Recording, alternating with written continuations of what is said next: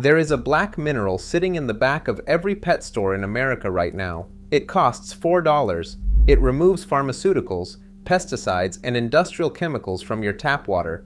It does not mask them, nor reduce them. It removes them at the molecular level. One application outlasts 60 Brita cartridges combined. It does not expire. It requires no plastic housing, no monthly replacement, no subscription. The federal government mandates it inside every municipal water treatment facility in the country. Military field units have trusted it since chemical weapons were deployed in open trenches. Emergency medical facilities have used it as their standard purification agent for over a century. Then the consumer water industry discovered something alarming, not about the mineral, about their subscription model. A $12 billion market cannot survive a $4 permanent solution, so they engineered a plastic pitcher, made the filter disposable, and made sure you never learned the 3 words that could end their entire business model. Subscribe and hit the bell. This is where buried knowledge comes back to light. Let me take you back to 1854. London is dying under its worst cholera outbreak in recorded history. A municipal worker named Joseph Lye packs charred bone char into a canvas pouch and hangs it inside a contaminated pump housing. His district slows within 72 hours. Neighboring streets continue dying. His colleagues call it coincidence. Water chemists call it the first documented case of adsorption filtration in an urban water system. Adsorption, not absorption. The distinction is everything. Activated carbon does not dissolve contaminants. It traps them. Burning organic material in an oxygen-starved environment creates a structure riddled with millions of microscopic pores. 1 teaspoon contains a surface area larger than a football field. Water passes through that surface and chemical compounds bond permanently to the pore walls. They do not pass through, they are captured.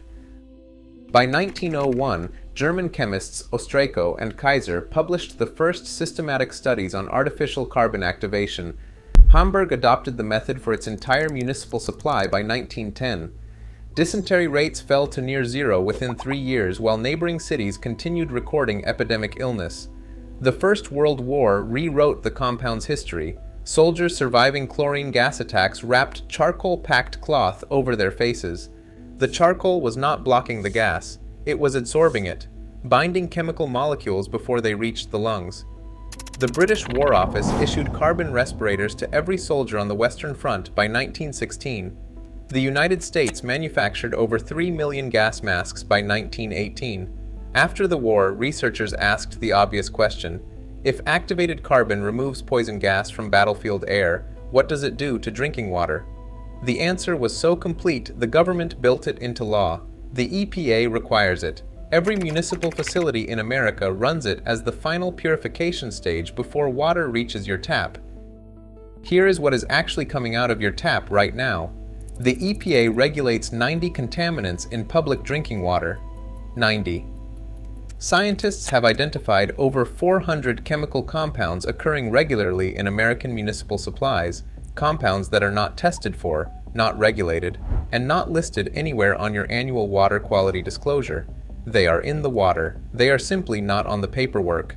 A 2020 study published in Science of the Total Environment analyzed tap water samples from 45 major American cities. Researchers detected pharmaceutical compounds in 38 of the 45 samples.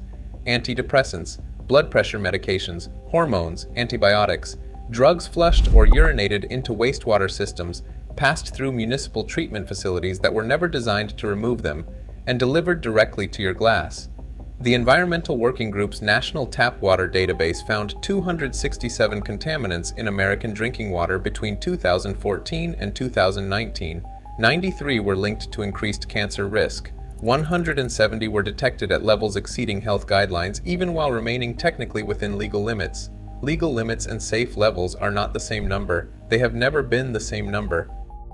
Now compare that to what activated carbon actually removes. A 2003 study in water research tested the compound against 41 pharmaceutical compounds. Removal rates ran between 80 and 99.9% across every single compound tested. A 2018 study confirmed greater than 95% glyphosate removal. Industrial solvents, benzene, toluene, trihallomethanes, the carcinogens your municipal system produces during its own chlorination process, are removed at rates exceeding 99%. Your Brita removes approximately 40% of chlorine taste and odor. That is its primary function. The marketing calls it filtration. The water science community calls it removing the smell without removing the chemicals. The industry built a $12 billion business on that distinction, and they have been collecting on it for 40 years. Here is why you have never heard any of this before.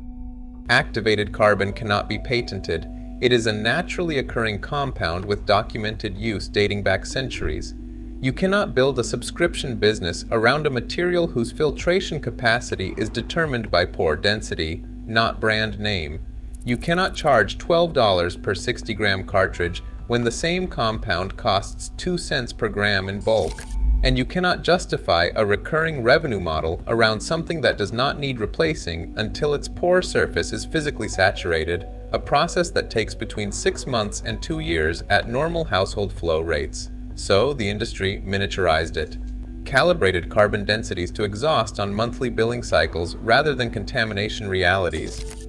Then wrote marketing copy naming the things their product removes without disclosing the dozens of compounds their compressed miniature version never touches in the contact time their pictures allow.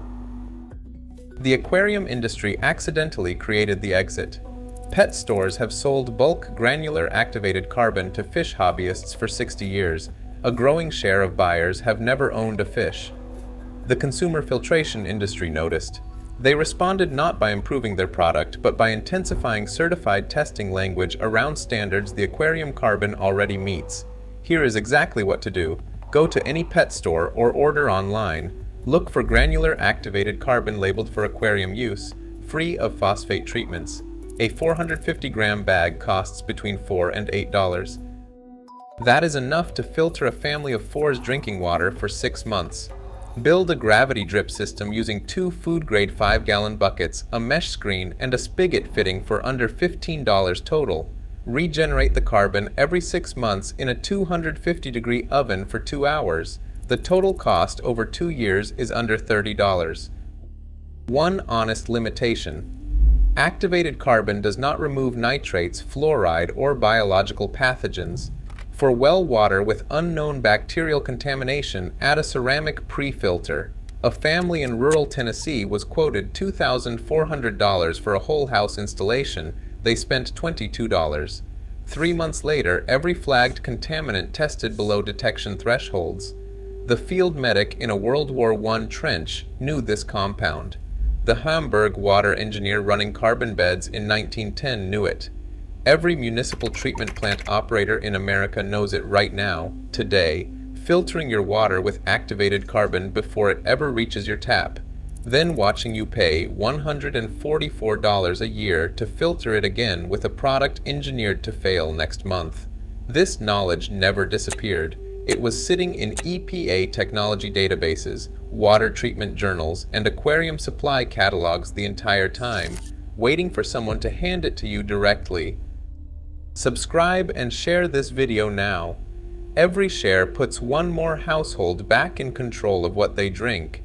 Every subscription keeps this vault open and the industry uncomfortable. The next vault opens soon.